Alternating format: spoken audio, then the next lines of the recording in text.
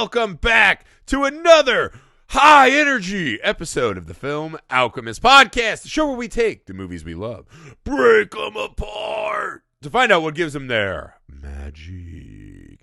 I'm your host, Josh Griffey, joined as always by my friend, DA, and guy who has sex at the bottom of a pool, Alex Dandino. All right, before today's just live wire of an episode, a little business. People, it is official. Your friends here at the Film Alchemist have made it to Patreon. That's right, patreon.com/Film Alchemist Pod. I assure you, everyone, it's the absolute best way to help the show. It's the absolute best way to make sure you get the show that you want and deserve.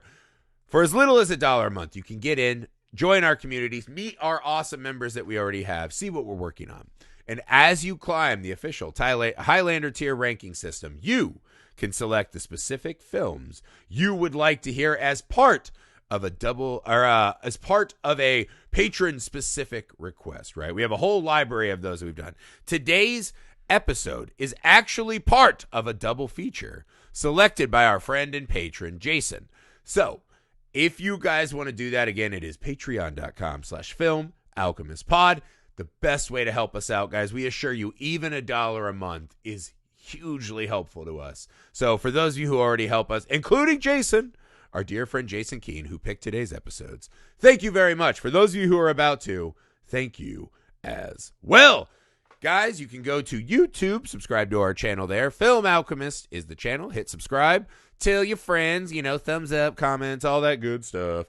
Hit us up over there. The email, filmalchemistpod@gmail.com. We're on all the social media you're on. We are easy to get a hold of and love to hear from you guys, so reach on out. Also, make sure you're leaving us a quick rating and review, right? Help us defeat the algorithmic grumpy prisoners that are coming back to wreck our lives. Help us reach more alchemists to bring into this party. All right, Alex, today's film is the start of a double feature, right? An iced tea heavy dominant iced tea double feature, right? Selected by a friend of the show and patron Jason Keene. Shouts out to Mama Keene too, like last time. Woo! I am stoked, right? So our double feature, as Jason has selected, Ricochet, John Lithgow, Denzel Washington, phenomenal film. That's what we're talking about today. And Surviving the Game, also fucking stoked to talk about. Also good. So, guys, make sure you download both of these today. You have access to them, and we have a lot of fun ahead of us. Let's start with the first half of our iced tea double feature, Ricochet. Now, this movie I found a little later in life and immediately fell madly in love with. This is a later in life movie for you? It is, and I am ashamed to say, wow, given the pedigree, I'm surprised. I did not know that my beloved Russell Mulcahy, who made my favorite film of all time, Highlander, had made this wild cop movie with Denzel Washington and John Lithgow. Wow. Two actors who I adore. Kevin Pollak, who I adore, right? This movie has a great cast. This is the action cop thriller. This movie, to say that this movie makes wild choices would be the understatement of the century, right? There is this theory of screenwriting to just keep throwing bigger and bigger obstacles at your characters, and that's how you write a compelling screenplay, right? Ricochet rides the lightning to such a degree you're worried that the taint, the balls, they're going to be cut in half by the lightning they're riding. This movie amps up the obstacles in Denzel's life to such a point. You're like, this movie is so fucking ludicrous, I can no longer care or be bought into the movie sometimes.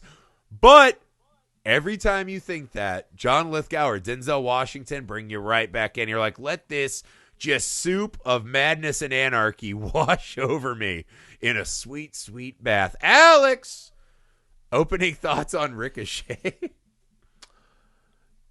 Two thoughts. Okay, so at the top of this, I have to say, it's weird to watch this movie in 2022 because of the way the world is. You're just like, man, anyone who would come across this movie now would be like, something is wrong with this fucking flick right here. Like, there is a level. How dare you? Uncomfortable. Why is it when they're having their samurai fight and they just go, "May the best Aryan win"? You're like, what? Well, besides that, actually, yeah, the Highlander fight, because it's all Highlander stuff in that. There can be only one Aryan guy. Ooh, that's just a bad taste on something I love. Okay. So it's but I mean, not just the Aryan Brotherhood, but literally like if you look at it through the 2022 lens, it's like, boy, finally this white guy gets back at the DA who put him behind bars. Like, you mean the black cop who's the hero for definitely like getting naked in the middle of a circus and like helping this guy? Yeah. Like, and shooting this guy and taking care of him. Like, you're just like, no, wrong. This is wrong. This is wrong from the jump. Fuck this. However, there is so much fun to be had in this movie. Like, an absurd amount of fun. This movie says some of these movies want to make a statement. They want to have this, like, macho hero thing. This movie crumples up all that shit from a Die Hard movie, throws it out the window, and just goes bonkers. Well, this movie basically... This is how I'd put it to someone who's never seen it. Like, my wife would not watch this movie with me. She was like, "Oh, is it Denzel?" I'm like, and John Lithgow. She goes, "Oh," and she like turned it on. I turned it on, and she watched like 5 minutes. I was just like, "You can watch this one. I don't want to watch it anymore." And we only got through the basketball stuff. I'm like, "All right, fine, whatever." But here's the thing: this movie posits that there is a world where you can throw all of these absolutely insane things that happen to one person, and everyone around him just goes, "That's probably true." Like, it is like there's just like there's no room for anyone to question with. But this seems awfully coinky dinky, doesn't it? Like, no, everybody's just like, "It's probably true. I don't know what to say. Hey, you know, what are you gonna do? Throw all that out. Throw all that logic out." And this is what Ricochet gives us. Forensics. Throw it out. A gotcha sex tape where you're speaking in sentences, but your mouth's not moving and you're asleep. Your mouth's not moving. Toss it out. Toss it away. Toss it out. Do you want to watch two fucking actors at the peak of their craft monologuing, quipping at each other? Do you want to see shouting from rooftops? Yeah. Do you want to just hear a non-stop fucking avalanche of amazing one-liners? Do you want to see this movie in your system? Do you want to see where Joel Schumacher got the idea for Batman Forever for him escaping through a little tube? Ricochet. Okay. Let's start this pod.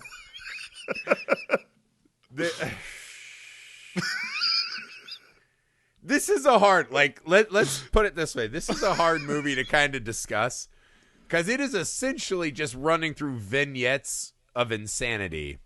I mean, it's basically with like non-stop hilarious quotes. It's a bit. Like, it's bits. Like non-stop bits with quotes. Like, it's like a long form SNL sketch that, like, you're not supposed to be laughing at. Like, there's stuff in this movie that is.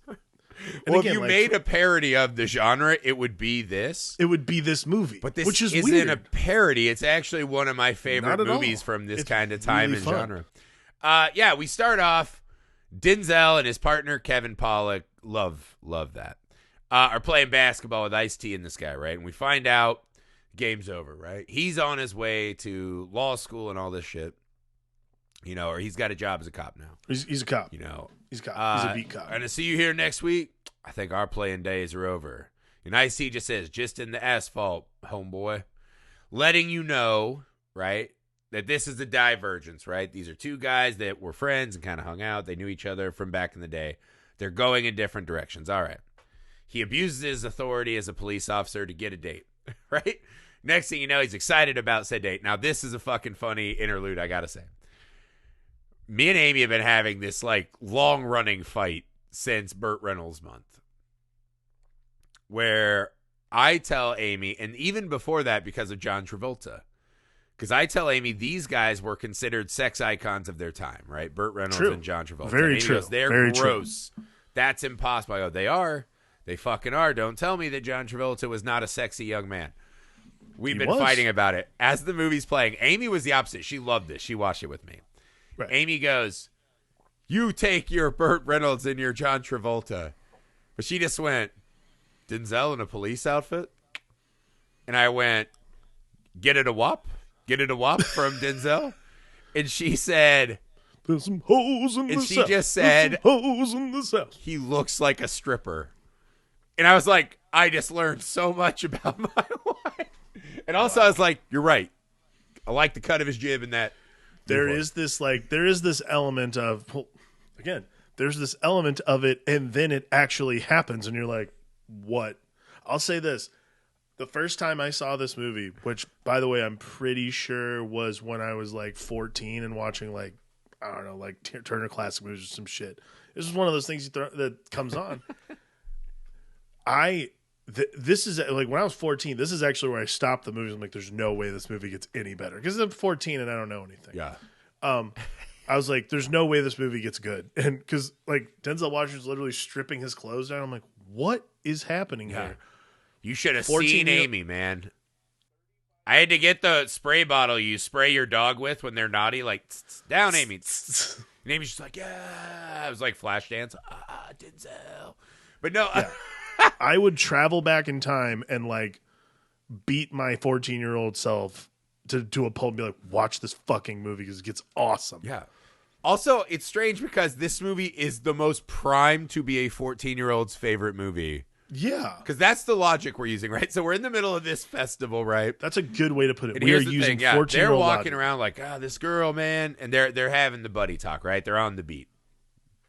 We introduce the one, the only John Lithgow. Just, by the way, come on. It's pretty rare to see John Lithgow do a character like this. Like, especially like this is 91. We're not that far off from like Third Rock from the Sun. Right. But you know, like, he did more bad guys at the start of his career, right? He did. But So we're you getting had dangerously close Blowout to him not and being that look. Raising Cain and this. Like, he had some roles like this. I think the weird thing is that he transitioned to Mr. Henderson, right? His latter career is very fascinating because of like who he ended up becoming. Because he still ended up doing like, you know, Trinity Killer and Dexter and that stuff. Yeah. But his Roger Ailes, like, right? Like he's playing those kind of roles still. But like what made him famous to everyone, like famous to us, is like him and like him and this, Raising Cain, those kinds of movies. Like what he became famous for everyone is fucking Third Rock from the Sun. Yeah. Everybody remembers him for Third Rock from the Sun. Like that's honestly how my fucking mom remembers him. Like that is just because that's how my mom knows him. But it's fascinating to watch him do this movie because he's so good too. And this is what my notes for this film, I usually take pretty intricate notes about craft technique, like scene breakdowns. In this one, it's literally just quotes, right? He just wonderful quotes. Like it's an actor who like perfectly hams it up. Like this is such a hard tightrope to walk.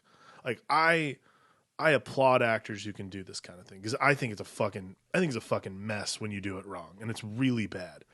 He is so good at making it appear convincing, and menacing too. Because like the other side of that is just hokey. Yeah. But because it's him, he's just so menacing with it. It's very fascinating. Yeah, I mean, he just runs in, right? He's like, this job is my ticket to the big time, and you're not going to fuck it up, right? He kind of starts giving it to this dude. Right. He runs in, blows all these motherfuckers away. He hears, again, Kevin Pollak being Kevin Pollak, lands in with the joke, right? You going to look good in a jail cell. Poof. He gets defeated by the slowly opening door where the window's open, right? Gunshot. Oh, no, we're off to the races. So we get our showdown, right? Lithgow and Denzel, right? Awesome fucking moment. They're kind of fighting, right? And he grabs this lady as a hostage. He says this line. She's going to need a paper bag over her head when her boyfriend fucks what's left of her. Wait, again, what? Like, I'm like turning to Amy like, did you hear that? She's just like, just in a cold, like, withdrawal sweat over Denzel. Right. And I was like, what? So Denzel's plan, right? I'm going to start stripping, right? Of course someone films it. And he's getting naked, right? And he just goes, the only weapon I got left is only dangerous if you're a pretty girl. Just Dude, wonderful. And then these lines are just incredible. He lets the lady go, right? The shootout. Denzel has a Beretta in the butt, as he says, right? Better than one in the boot, right? Shoots this guy behind the back. Gets a Beretta in the butt, better than a butterfly in the boot. And so he fucking takes out John Lithgow. He is on his way to becoming a star. John Lithgow goes to prison, right? These are the terms we've set up, right? Not only does he go to prison, but... Sorry, no, you know what? Let's just get there, right? So they're on two different paths. Let's follow John Lithgow's path here. John Lithgow's in the hospital, right? He's losing it. There's this old guy with a book cart who comes along, and he just goes, who is that actor? I don't know. It was driving me nuts. I don't know off the top of my head. I didn't do a ton of deep research. I was just too busy writing quotes. But he comes up, he asks this guy, right? Look at you, you're a mess. Don't you have anything to live for, boy? And in that moment, on the news, he sees Denzel getting accolades, right? I'll promise to keep my clothes on in my next dress. And John Lithgow's just like, I need books, heavy books. And this is kind of a thing that happens the rest of the movie, right? John Lithgow makes very rock-solid decisions that just play out in baffling ways to us, right? So he takes the Bible and this fucking War and Peace, wraps him around his ankle to break his knee so that he can walk because he's going to go get Denzel. Is that what it is? I have no idea because he looks at his knee, he peels the thing off, his knee's all shot up, and he goes, oh! And it's awesome. Me and Amy are loving it, right? He goes to jail. Now, if I'm being honest, the best part of this movie to me is John Lithgow in jail. And it's not just that it's got the Highlander vibe. But come on. No, this segment is fucking wonderful. Talk to me about Lithgow in jail. Lithgow in jail. Okay, so first off, first time we see him actually in jail, he's been moved for being too rowdy in his former section. So they put him in with Jesse the Body Ventura. Yeah. Who's, again, like probably up through like 95. Jesse Ventura was like the white guy you put in movies because like you're like, man, we need someone who looks like he probably, wore a hood in a past life. And like, that guy. What the fuck? Are you throwing that shade on the fucking governor of Minnesota? Yes, I am. Like, come on. Like, I mean, literally. To be fair, in this film, he is playing a part of the Aryan Brotherhood. In this film, he's like, I mean, look, you cannot more perfectly cast a member of the Aryan Brotherhood than a guy who's going bald and tattoos like his half forehead. He's like, skullets are cool, but maybe if I just put a bill of a hat. Hey, do you want to wear a hat? No. Put a skull right here. I want everyone to see what I'm about. Like, in case people don't know, not everyone can go to a museum, right? Under the skin is a bone, right? That fucking guy, the guy who comes in, talks shit, and he goes, fuck off, cream cake. Fuck off, cream cake. Gets and then knocked the fuck out by John Lithgow and then buried in porn and bodybuilder pictures. Became the fucking governor of one of our American states. It's my favorite. Okay, so like Lithgow. So Lithgow's fuck off, cream cake, beats his ass. Yeah. Like throws him into the toilet. And then this was my favorite part of the whole scene though. That shit's hilarious. His other thing is shoving all his shit off the shelves. Yeah. Not to put any of his own shit up. Including his bodybuilding photo, which John Lithgow's extra like, including all his manspiration photos. He's like shoveling all his stuff off the shelves. I was like, that's a flex. Good for him. Like, he's like, I'm going to establish myself day one. These are my shelves. Let's just start with that. The rules of this prison do Absurd. not add up to me, and I'm glad they don't because it's better. So because of this fucking insult that we've seen, right? He's like, how dare you break my toilet with my own face? No one makes me break my own toilet with my own face. Nobody breaks my toilet with my own face. Their only course of reaction is somehow they've gotten into the cafeteria, right? Because they definitely have one of those things that they used to have at the Pizza Hut buffet where they would warm the pizzas that they fight in. So in the cafeteria, they've somehow managed to get a shitload of telephone books and newspaper. Mm-hmm. With duct tape, they make battle armor. And I was like, this is okay. So this thing, I'm watching the movie. I'm like, this is a pretty standard kind of cop, bad guy, killer, whatever. Right. This is the moment that this film to me won my heart over. And I was ready for the ride.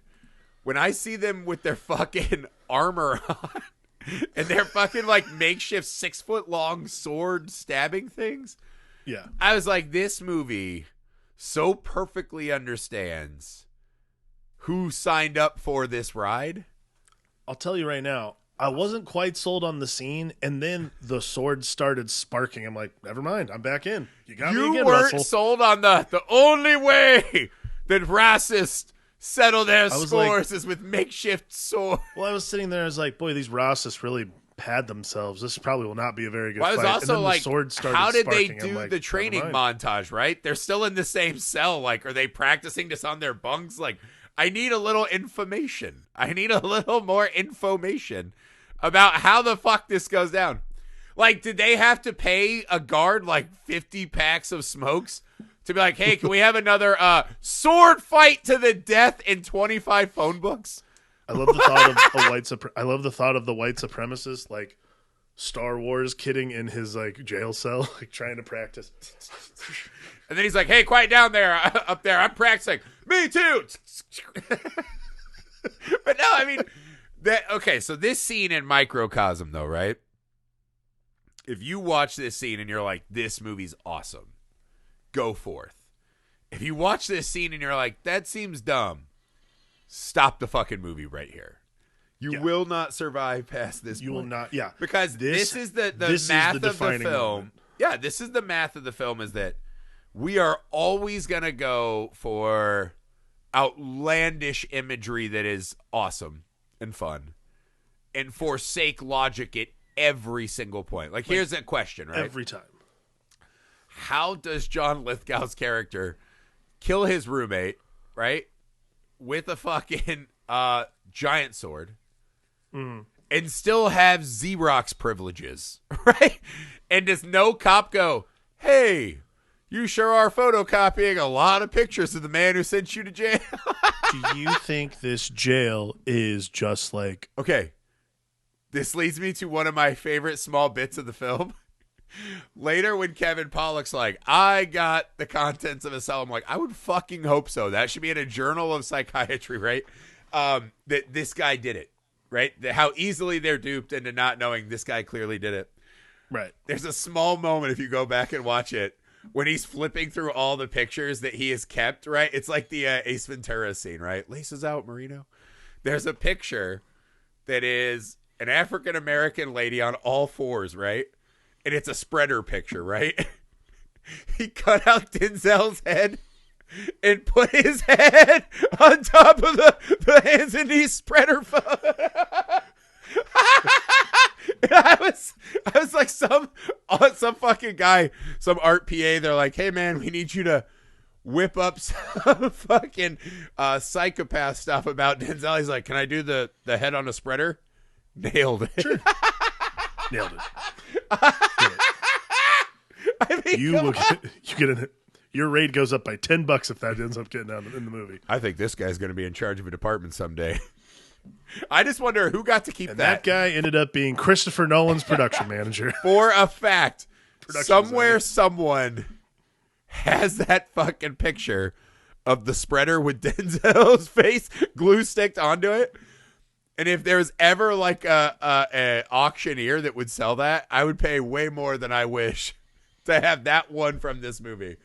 But again, this prison is baffling. It's just baffling. But it's fun, right? I don't the really important think of it, parts of this I'm not sure I thought of it as a prison as much as I thought it was like white supremacist summer camp. Like, they all seem to be able to go back to their Yeah. bunks at the end of the night. There's way more like getting in shape, it feels like, training, than corrections, right? Never see a guard pretty much, right? I would say One there's time probably you no see correction, one, right? period. Yeah, you see the one guard who comes to get John Lithgow. He's like, let's go, I hope you floss. He goes, I did, with your wife's pubic hair. With your wife's pubic hair. Right? And so this guy has now set up an elaborate ruse. He has switched dental records with the other Rosses that we've seen in the cafeteria. And it's somehow,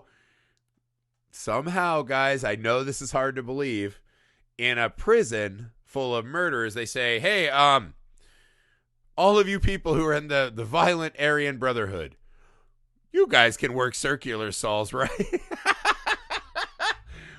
So John Lithgow goes in, and this is one of his best beats, right? He's doing the parole board, right? The guy's trying to get him off. And they go, we want to hear from your own divorce, right? And I love this part. And they go, what would you do? And he goes, well, What would you do when you get out of prison? the first thing I'd do is I'd pay your house a visit. And he goes, why, to thank me? No, to fuck your wife. Fuck your wife. And your daughter. Hell, maybe even the dog. Yeah, maybe even your dog. And they're like, well, this guy's not rehabilitated. And they're about to get the rubber stamp. Tell me this. Tell me when, based on the logic of this movie, tell me how you're like, this guy's going to get out. Like, I honestly, for a second, I'm like, this guy might get out. Just as soon as he like fucking giant books his knee, I know that he is like that Hitchcock, right? It's an old film school thing, right? The 2 feet and strangers on a train walking towards each other. The moment he puts those books on his knees, he goes, "Arr!" I know for a fact he's walking his ass into Denzel's life again. Yeah. I just know it. I didn't know he had made a fucking bullet and that the guys outside would put a guard on a table and fucking circular saw his body. I was like, yeah, this is great. But then again, this is one of the the strange things the movie does. They add lines in this film that are so bizarre and out of nowhere, right? So what does John Lithgow say in this moment? The last time I had a gun in my hand, a young man took all his clothes off for me. And I was like, what? Now it's your turn. And again, they do that. We're just literally going to walk out of this not very beefy prison to walk out. It's one of those things where you're like, not untrue, but weird flex. You're like, he's right. Okay. I mean, maybe he's just checking for butt guns, right? Like he's got a phobia. Yeah. He's got but so that's our journey. Check that man's butt. Yeah, with John Lithgow, right? That's his like gathering his allies, hero's journey, right? Denzel's is a little different, man. Denzel has now become hot shot prosecutor. Hot shit ADA. In this scene, Denzel doing that monologue to the jury. That's why Denzel's the fucking man, right? This is, by any stretch of the imagination, right? This film feels like a less than. Mm-hmm. It makes less sense than other films. It's a little more silly than other films. The action's a little worse than other films, right? It just on every... Being super generous. The cast is never one of those, right? And just wild, memorable moments. It's definitely a more than. Denzel has so much fucking fun in that courtroom that you're just like, this is what that guy does. He kicks it up a notch for a movie like Ricochet. And you know what I think, too, is like, there is no other actor on the face of the fucking planet, other than maybe John Lithgow, actually, that could sell that bit in the courtroom. Because, like, anybody else... Maybe you didn't see Liar Liar. I'm not addressing that. Anybody else... Anybody else is like anybody else does Jim Carrey, and it's a comedy. But like for some reason, because Denzel does it, it is like this all. It's such a and because Denzel does it, and because it's far enough into this movie. By the way, this movie, like the plot of like the real crux of the plot of this movie doesn't start until probably almost 50 minutes into the movie. But like no one else could do that without looking like a fucking asshole. And Denzel's just there. It's the moment when he runs screaming out of the courtroom, right? But then he brings it back. I want to breathe fresh air. And I love this shot. There's this like just fucking extra insert shot of the judge, and he just goes, right? He does that. This guy. This fucking rascal. This guy is a hoot. He literally does Rascally that rabbit. smile. So they're like, oh, look. Come on, buddy. Yeah, that curmudgeon-y judge you expect to come down with the hammer. He loves this guy. And then as he's giving his speech, right? Which seemingly seems like a pretty good case. This guy fucking offed 9 guys, right? Murdered 9 motherfuckers, and we need to find him guilty. You're like, that doesn't seem like such a big ask. The defense lawyer just balls up the paper. And he's like, God, defeated. God damn it, he got me again. I thought I had him till he said he lacked breathing air.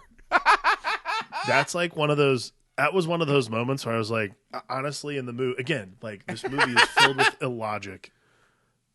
Logic abound is just not existent. I was like, is the defense lawyer about to go Flintstone? Like, I was like, come on, just do it. Like, who even cares at this point? Like, we're all in this movie together. Like, let's just do it. But see, that's what I like, is that this movie just says, hey, we're all in this together, right? So We're all doing this. the kind of the weird fucking beacon of the plot, right? Like, hey, you're lost in this tumultuous sea of big choices. Over there is a fucking children's center. That's what we're gonna get, right? This is the thing. I don't even know how to fucking dissect this film, because it's literally just, hey, remember when that happened? It's fucking crazy. Denzel decides, I'm gonna walk up into Ice-T's tower building of drugs, right? Yeah. He walks in and he starts saying, like, hey, you guys fucked up, right? I remember your mom praying with my dad over you. You fucked up. Don't ruin these kids' life. And they all fucking pull their guns, and he's like, actually, I'm not trying to hear this, fuck you. He starts going in on them. Mm-hmm. In on them. And not only is he like, hey, you're going to do this, but he starts going, you fucking punk-ass motherfuckers. He's like trash-talking everyone in this building, right, that they are losers to him. Right. He pulls out a fucking grenade. And he goes, raise your hands if you want to die. It's one of those. This is the funny movie because ostensibly this is an action thriller, right? Mm-hmm. Me and Amy were fucking dying on the couch watching this scene at Odessa's, right? It is so fucking funny. And this is the thing, right? I feel like when you make this movie, hearing people laugh this much in a moment like that, right? The movie's falling apart. This movie is the exact opposite, right? It's almost like when Shane Black did The Last Boy Scout. The Last Boy Scout is an absolute tongue-in-cheek parody of this genre, right? Mm-hmm. This one isn't, but is actually more fun. This is, again, like, okay. That scene is verifiably funny because you're like, why is he here with this fucking grenade? He is an actual fucking district attorney. And then the grenade's a fucking lighter. This is okay, so before we watched this, I actually have been watching this show on Netflix called Murderville, which is this long-form improv show with Will Arnett. For those of you who do improv, I'm sure you already know this. The way you do it, like you yes and a moment. Yes. This Ricochet is basically a movie of yes ands. Like, there's at no point does anyone stop and go, guys, I don't think this character would be doing this. I don't think this is how logic works. There's no, in that, every single time, that scene in the tower is like, yes, and he walks into this drug den and he gives them this speech and then picks up a grenade. Like, it's written in a way that is so absurd. Yeah. Like no one even looked back when they like you and I have written together before, like, and we constantly are self-editing and going back and rewriting our scripts and stuff like that. It's like no one even looked back. Like, they're just like, we got to keep pushing forward. Yeah. This movie has to continue.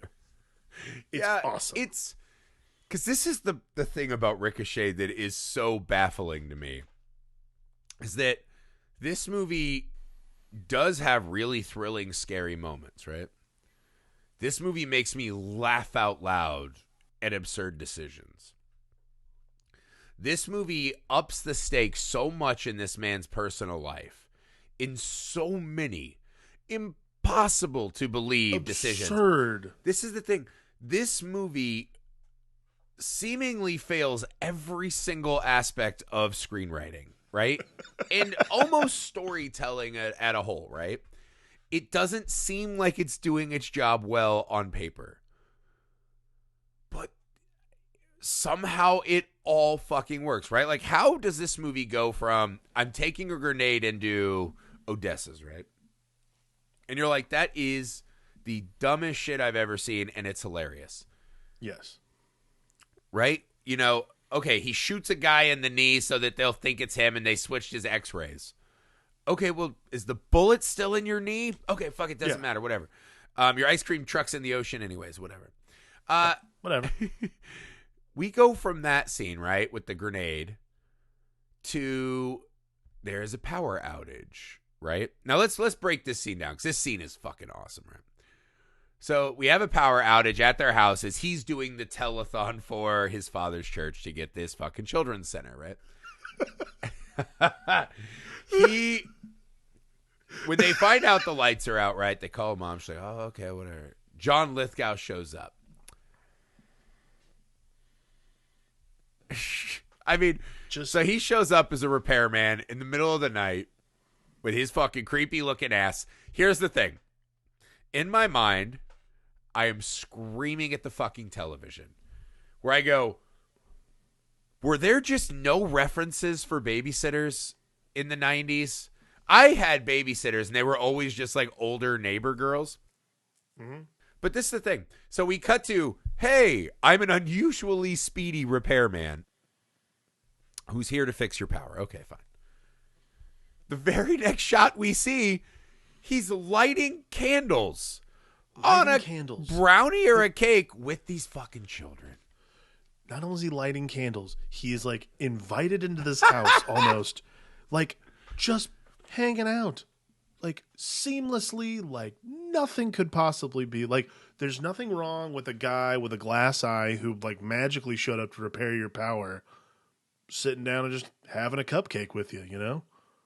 Especially a guy who goes, this is my magic eye. This is my magic eye. I can see what people are thinking. I can see what people are thinking. You know what the babysitter's retort to that moment is?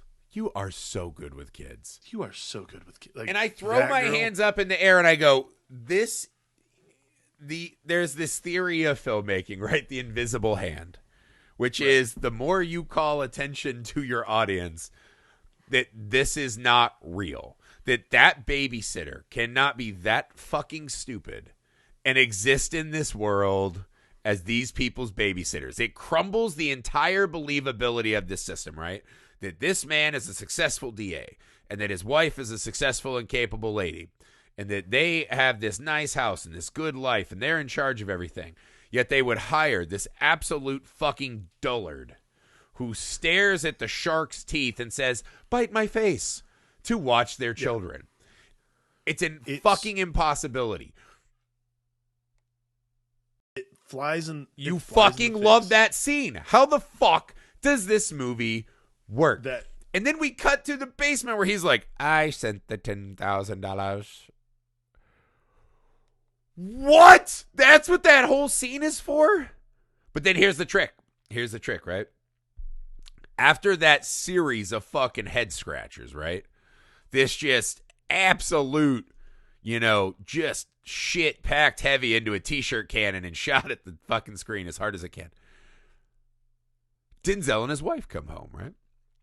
And she's passed out. I can't remember. They don't really acknowledge that she was clearly drugged or drunk. Yeah. They go upstairs.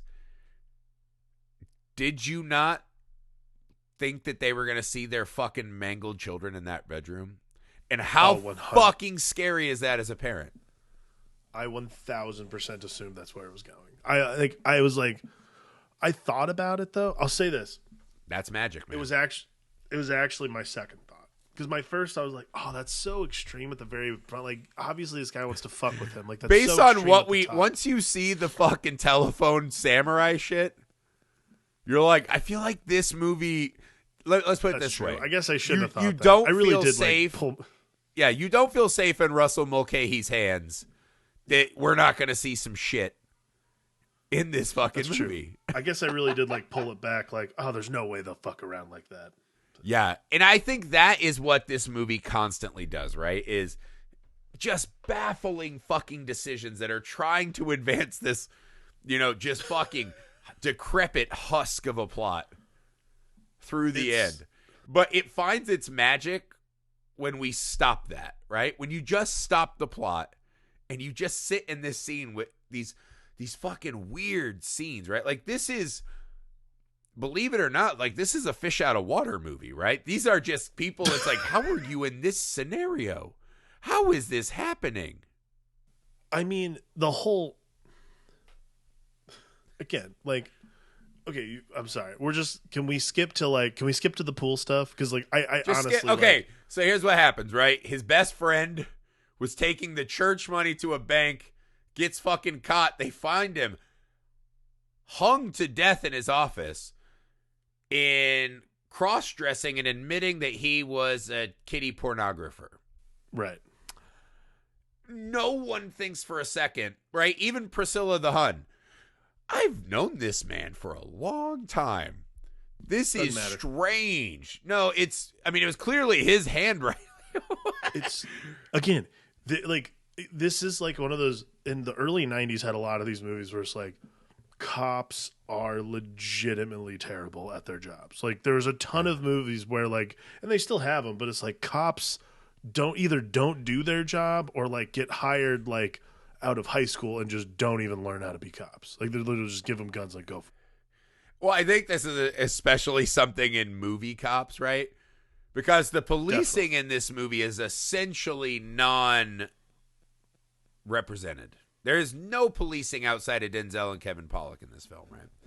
Correct. And by the time this movie's happening, they are just like a PI and a fucking lawyer. So the police don't even factor in. So yeah, all this fucking heinous crime has happened. And Denzel's like, hey man, I don't think he just did this overnight. Like that seems weird. And the white lawyer who he beats like, yes, like fucking tugging his tiny pud in the corner, like stoked at what's going on. Right. And then, like you said, Kevin Pollak lets him off, right? Go in your house, love your wife, be a good guy. All right. John Lithgow's master plan is to run at him with his car, reveal his face, knock him out, and then we get to the pool segment. Okay. And this is another series of what in the fuck is happening in this movie, but you love every second of it. You love every second of it. This is one of those things that happens in a movie where, again, you're like... Okay, wait, I forgot one. So as he fucking knocks Denzel out, this is another one of those stray lines you catch and you go, wait, what? Come again? So Kim, right, the little fucking henchman who's always like just fucking pumping John Lithgow up, he goes... I'm so glad you're bringing this up. I bet he shit his pants. I can't wait to check. Wait, hold... Excuse me, is that your job? Is that what you're adding to the team? You're the pants pooper checker? Like what? That moment actually reminded me of ate pieces of shit like you for breakfast. You eat pieces of shit for breakfast. But no, he's just like, I can't wait to check. I can't wait to check. And I'm like, well, you should do that before you place them in your muscle car. Like that's a cramped space. You don't want to put a poopy pants in there with you. No, that's neither here nor there. Okay, we're at the pool thing, which again, I'm just like, my first reaction when we got there is like, this pool is immaculate. Who is tending to this place? But then my second thought, like 5 minutes into this whole bit is I'm just like, good Lord, these guys have a ton of time on their hands. Like they just want to, like, it's so much time they spend. Okay. And here's the other thing. No one is looking for him. Like they say they can't be. Yeah, but police can't be present on screen, obviously. This is one of those things that like you simultaneously are ripping your hair out, but also being like, yes, more of this. Yes, please. So we just freeze frame this, right? And they stop, and John Lithgow has another one of those, wait, excuse me lines?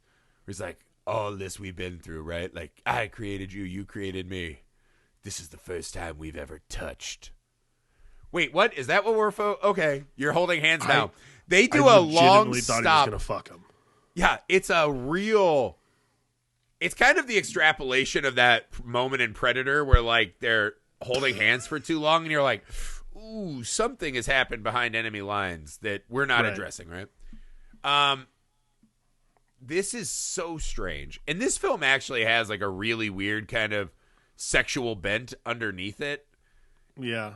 So it feels very of the 90s, right? Like with the bodybuilder picture and shit. Like there's something going on there that I just feel like is a bad thing of the time. But right. So again, they spend a lot of time dosing Nick Denzel with heroin. And cocaine, so but we do like a 3-minute arm wrestle where they're monologuing.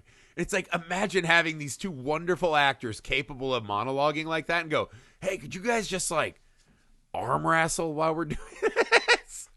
Yeah. Okay. This is like the equivalent of giving actors cigarettes in the 20s and 30s when talkies started. Yeah. They're just like, what do we do with Marlon this? Brando liked to do wrestle. shit with his hands, right? Brad Pitt likes to eat sunflower seeds. Like, let's fucking arm wrestle. Yeah. Let's go. It's fine. But then, so then the master plan's unfurled. We're going to do a lot of fucking drugs, right? He's going to have a lot of cocaine in his system, right? We're going to bring a hooker in. There's something else, because I was like, not that I want to like toot my own horn, as it were, but like, that's not what cocaine does to a body. That's fine. Neither here nor there, right? The second part of the plan is we're going to bring a hooker down here, and she's going to have sex with you while we play our talk boy, like Kevin McAllister, over the tape. And so on the tape, you're clearly going to be going, not moving your mouth, but like there will be words, so it's fine. This leads to two of the fucking weirdest lines in the film, right? Is it, see, your little mouth says no. Yes. But your little friend says yes. Okay, so that's one. And when you sandwich that, right, bookend, right, of his wife going, when he goes, I fought that woman with everything I had. And she goes, apparently several inches of you didn't fight that hard. I was like, what? Also, what? Actually, yeah, I was, here's my thing. When she said several inches, I was like, I'm going to have to roll back the tape because I know there's that scene where you almost see Denzel's jock just out. There's almost just a straight up dick reveal. Yeah. Like, what are we talking about? What kind of heat are we packing, Denzel? It's strange because she just like shows up and just starts going to Plowtown like that shot where she shows up, by the way, I was like, is this a White Snake video? What is about to happen in this? You're my cherry pie now. And it's like, wait, what? It's just one of those where you're like, oh, okay, man. And then Denzel is found in the streets. He's in the hospital. Okay. I love this bit, though. And he's like, there were, who was there? Well, there was Talbot and Kim, and that's about it. And then they do the, hey, we're going to need to do blood work. And you just in your mind, you go, oh, no. Oh, no. Because they find out later he's got the clap. He's got the clap. Poor guy. What the fuck? And then he takes the reporters. He's like, I'll show you. They go back to the pool, which now has magically been filled in with water and has already got a fucking swim aerobics class that no reporter can say, hey, is this the first day you've had class? How long have you guys been meeting here? Are there other people in the building that heard all the hooking and... Did anybody see any stains or anything anywhere? Should we test it? You know what? Forget it. You know what? Never mind. I'm sorry for asking. Chlorine kills everything. It's fine. Don't mind the nuts. Just keep using your waterways, right? Yeah. I don't know what to say. Okay, but here's the thing. This is what I would say. Now, there's movies we've watched where it's like, revenge plots and that kind of shit. Like, actually, I think about like Virtuosity, which is this other Denzel movie we did a long time ago now. But this is the like real plot of the movie, is this like revenge scheme to basically, John Lithgow's character essentially is dismantling his life on purpose. Yeah, he wants to see him on camera getting cuffed. Right. So, right. This starts though at like the 50-minute mark in this movie. This movie's only an hour and 42 minutes long. So I paused fucking lightning fast hour 42. I paused it. I paused the movie. I'm like, we only have like, I don't know, 35 minutes to really address most of this. It goes like the rest of the movie goes so fast. Yeah. It goes so like, yes, like his life starts falling apart. His wife's pissed. Like, I'm just like, okay, you can't see his side of it. Sure, whatever. Okay, that doesn't fit the narrative here. Like, it's like she immediately assumes that he's like, because okay, so I texted you in the middle of watching the movie. I was rewatching it today, and I was like, I really need a pink bathrobe to start like really like soaking my sorrows into. It's just like sitting there in my pink bathrobe, complaining about my life and like muttering to myself, smoking cigarettes. Yeah. Just like, Been there. that's not what I want to do. Been there. Yeah. Like it's that. And then it leads up, like not lead up to, but then like the roof thing. I was like, we're just going for it. Okay. Like, yeah, so to Cliff Notes this. In a movie that's gone for it. He sees a video where John Lithgow has an axe over his children. He doesn't secure the tape, right? Which seems like, if I have this tape, the movie's over. Doesn't do that. Just sprints down the street, beats up a clown, right? There's all these rich people there. He gets in trouble. He's like, I'll show you the tape. It's a tape of the prostitute and him with the fucking bad dubbing. Him fucking the white snake. Right, and no one goes, well, this seems unlikely that he would show this or have taped it. Right. The news shows it, which I thought was fucking hilarious. I was like, man, this reporter from Die Hard is fucking wild, right? She's like going for it on TV. We go to All Is Lost, right? Kevin Pollak is like, look, I found your face on a spreader. And he's like, yeah, let's go beat up a fucking Nazi and get answers. Cool.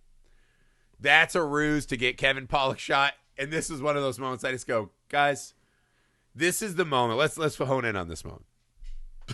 Kevin Pollak gets wasted, right? Right. And he even goes, oh, you were right.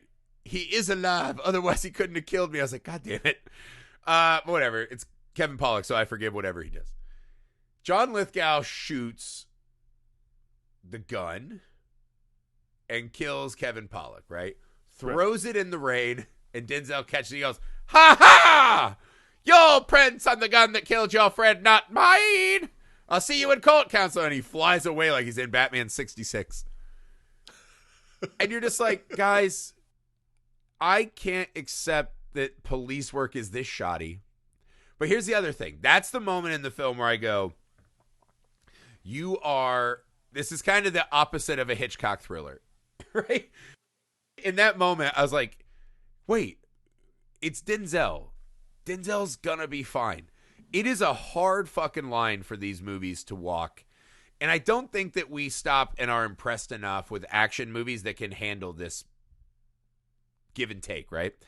You have to make the journey harder and amp up the stakes without it becoming so fucking absurd and comical that we cannot be on this journey. When his friend gets wasted like that and he catches the gun, I was just like, fuck, man. Like, too much. You're going too fucking fast. And I don't care about the stakes. I know he's going to be all right. Just get to that part. There's just like, once we get to this scene, like when we get to about an hour in and there's only 40 minutes of this movie left, everyone's just playing really fast and loose with the logic threads. Yeah. Like, and we're just like, but again, like, and this is the trick of the movie. This is like the genius of Ricochet, honestly, is we're already along for the ride. Mm-hmm. And like nothing at this point is going to shock anybody watching this movie. Like, there's no point in watching this film do you go, well, that just doesn't make any sense. Like, none of this makes sense. But see, so no, the movie's daring you. Wait till you see this next bit. Right. It's constantly poking you, being like, it's saying, wait till you see this next bit, but it's also saying, like, do you really want to poke holes in this? Or, like, are you enjoying it? Yeah. That's like what it is. And you are, because honestly, the whole movie. And you are. When Pollak gets killed, I go, fuck this movie, right? Every time I watch it, I'm like, God, this is just like not good writing. Right. But then we enter that fucking bar, just that sex deviant bar that I was like, fuck, man, I want to hang out there. And then in the middle of that bar, they play the news. And not just 9 Inch Nail videos on loop, like, fuck off. That video's like, hey, look at the oddities and replays of Aeon Flux from MTV, right? That's what that bar is. Like, how dare you that they're watching the news in that establishment? But I was like, fuck, if there's ever a place I wanted to get a They're drink, very astute in that. it's right there, right? He sees that it's all gone south. He's going to run up. Denzel on the roof. You're like, you know what? I'm back in. It's the movie constantly telling me, walk away, and I fucking can't. The whole movie is pushing you to turn it off. When like, the Denzel whole time, pulls like, the "Turn it off." lipstick out, and he's just like, and also like Talbot has this master plan. In seeing him disgraced on the roof doing lipstick and about to jump to his death is somehow not as satisfying as handcuffs. You're like, all right. Talbot is just walking around in a crowd full of cops and reporters. I love how upset he's getting at him, like, what the hell? No, you're supposed to suffer. Yeah. You gotta suffer. Dude, Denzel with that fucking lipstick. The Denzel with the lipstick thing, it was like, actually, when I was watching, I was like, did Nolan jack this for the Joker? What's going on? Yeah, well, because we get these two like amazing Frankenstein like triple jump cuts, right, where the camera just pushes in. They do a weird one in the fucking sex bar, right, where it's just like people in ill-fitting leather garb, and they just go, then my revenge will be complete, and it's just like right on the mouth. And then this one when the roof blows up, presumably to us the audience, in the safe house where they're keeping his fucking family, and it's just this close-up on fucking Lithgow's eyes. He's like, no. Close one of the eyes and like you see the explosion in his great. like dead eye.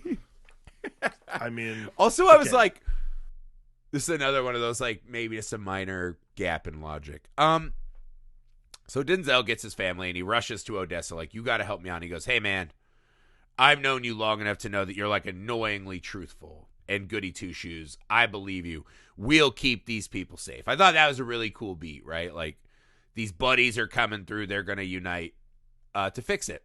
It's the most logical thing that happens in the entire film. So when Odessa says, yes, I will keep your family safe and help you save your career, right? As he says later, John Lithgow, you tried to take my friend's dreams and now you're the one in the nightmare. I was like, fuck yeah. Yeah, wait, what's the line? It's do you think that Denzel cleared with Odessa? Hey, I'm also going to blow up all your drugs and income? And your whole building? Do you think possibly full of, because this is the thing, if he didn't tell him he was going to blow up all the drugs and shit, were there still people in that fucking building? Yeah, I thought about that too. I think maybe because you are left with, this is Denzel at the end of the movie like, oh, this is going to look good when I run for office again. I don't get the feeling that Denzel's done. He fucking blew up his entire organization, which would be worth a lot of money. Ricochet 2 is like 5 minutes long, and it's Odessa murdering Nick for doing that. He's like, I should have never electrocuted that white fella. You piece of shit. You blew up my drugs. It's insane. Because I was like, did he fucking clear that? I'm like, clearly he knew to jump down the chute. So there was some Home Alone style planning to this ruse. But I was like, Odessa seems wildly not mad about this fucking insane thing, right? Anywho, no reporter sees this. No reporter sees this fucking criminal. No cop sees him. Showdown at the fucking towers. Again, Again, like, this is the movie we're watching. Yeah. It's a really important thing. And look, dude, it ends the way Odessa tells his friends, hey, if cops show up, distract them. And they all just fucking throw cops down, handcuff them. And he goes, hey, we're on the district attorney's assistant group. Don't make me club your ass. Don't make me club your ass. What? Odessa is a fucking wise guy of the street that has worked his way up to a position of power. What is happening? But it's fucking funny because Odessa's lines are great. So first things first, fuckboy gets shot.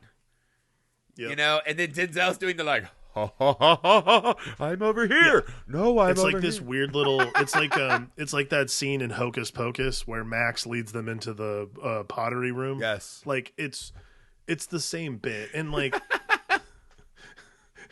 again, the movie We're just, look. They do another like impromptu arm wrestle. It's just This is always my thing. Like, this is my thing with this movie. By the time you're at the end of this, you're like, I'm already here. Like, just whatever you want. It ends sort of just like, it just ends. You're just like, they're fighting, right? They're fighting, Stab, they're fighting. The cops and the camera crew's like, oh my God, it's Talbot. So, like, we know it's up. But Right. instead of, like, he's got him on camera, go down the tower, be like, see, I was right. He's like, no, I'm going to murder this guy. Yeah. This is one of my favorite plans in any movie. I'm going to wear the OJ gloves, right? I'm going to wear the double insulated gloves, right? And my boots, my hiking boots, right? And have my hiking rope. And Odessa's going to electrocute the tower, as he said, told that motherfucker who had the power. And Denzel, hanging from one arm, goes, got the point now, don't you, Blake? As he's electrocuted and falls off the tower and gets impaled. Right. On live TV, while fuckboy's tied up, all fucking shot to hell. Like, when they pan down from that fucking thing to the reporter from Die Hard, you're like, look at what's on TV. The same TV that just showed a fucking prostitute just writing the district attorney. I was like, this cannot exist in the Die Hard universe, because this exists in, like, Mad Max. Like, this is not a world we live in. Well, it's like, I mean, it is this great, like, wait, we were wrong. Scoop. Like, it's this whole, like, constant, like, again, I agree. Actually, like, when they showed it when they showed him and the prostitute on the news, it was like, any other movie in the 90s would be like, please be careful. Like, make sure your children are out of the room and all that shit's just like, whatever. Put it on the news. Who cares? It's a current affair. Hey, I did like the ending. Yo-Oh. Are we playing next week? Yeah. We're playing next week. Yeah. Game is reborn, right? By the way, can we play basketball even though I blew up all your drugs? Also, my teammate is dead. Like, by Gus Macker rules, I need a replacement. I am out of basketball teammates. And then he shuts off the news camera and tells the reporter to kiss his ass. Yep. He's no longer the fame-hungry guy. I think the opposite. I think he set this whole thing up. He publicly executes a man on TV, blows up a den of iniquities in a fiery ruse of his own demise, to then fucking publicly execute two criminals on TV that have wronged him, right? That gave him the clap, with the help of a drug dealer who's strong-arming cops. This is going to be the biggest news story in the history of America. Like, this isn't a tomorrow at 5, Are they putting antibiotics in the chicken? Who knows? Meat glue. Is it dangerous? Like, you cannot do those stories. There are no more human interest piece. We are back to ancient Rome, where we murder people on television for what we're message. actually doing is there's an entire network built to just following Nick Stiles around as he ADAs. Yeah. Like, and what it is like, it's all of the news crews are like, eventually something will happen to him. Like, we just got to stay on it. That's all. Like, it's like a 24-hour news cycle. They just release one of his fucking inmates every week. And they're like, watch what Nick gets up to this week. Let's see what this guy does this week. Hey. Vegas odds, claposyphilis. Get your live scores at the bookie. Yeah, it's in this week's episode, it's cure the clap. This is how I would best summarize, because if you've never seen this movie and listened to this whole pod, it sounds like we're doing a Family Guy episode where we're just saying random nouns and verbs and places. It sounds like a long-form improv bit. That's it. I always describe this as it's a movie that makes no sense, and it feels like it should be bad constantly. But at the core, you have these two just stunning performers. And this is a movie that, despite whatever I think of it on a logical level, when I have a group of people in my home that are willing to watch a movie, this is like one of my 2 or 3. I'm like, has everyone in the room seen this? Almost always, most people say no. Right. And I make everyone watch it, and we fucking laugh, and we have a great fucking time. And then all of those people go out and share Ricochet with someone else and tell me that they fucking thought it was a blast. It's like this movie and Pumpkinhead are like my two go-tos. That's what I always recommend people watch, man. And why wouldn't you? It's a fucking bizarre film that just has so much magic, right? You can add it all out, write it on a paper, right? The ingredients, right? And through the alchemy of this movie, it's just so much more than the sum of its parts. And I think it's a fucking wonderful film, man. And Russell Mulcahy just brought the fucking thunder, right? That Highlander thunder. Once again. It's fucking great, man. That's it for the first half of our double feature. Ricochet. Thank you again to Jason Keene, man. I hope you had a good time with this episode. I'm sure you had a good time rewatching Ricochet. We'll be back right now. You can find it immediately on your feeds with Surviving the Game to wrap up our T for 2 double feature. Guys, once again, the Patreon Film Alchemist, or patreon.com/Film Alchemist Pod, the YouTube Film Alchemist, the email filmalchemistpod@gmail.com. Stay with us for all the fun to come. I'm going to go check if Alex shit his pants. I'm going to check if I shit my pants.